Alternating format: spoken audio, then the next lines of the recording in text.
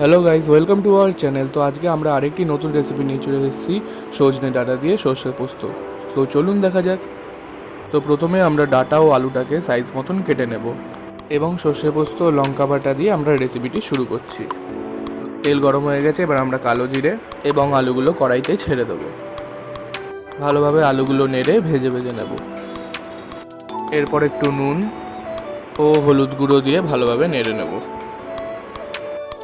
এরপর ডাঁটাগুলো ছেড়ে দিয়ে আস্তে আস্তে নেড়ে নেব আমরা।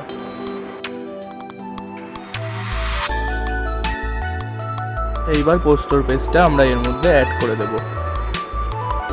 অ্যাড করে নিয়ে এবারে আস্তে আস্তে ভালোভাবে নেড়ে দেব। এরপর এর মধ্যে অ্যাড করে নেব লঙ্কার গুঁড়ো ও জিরে গুঁড়ো দিয়ে ভালোভাবে নেড়ে নেব। এরপর টমেটো কুচি দিয়ে আস্তে আস্তে আমরা নেড়ে দেব।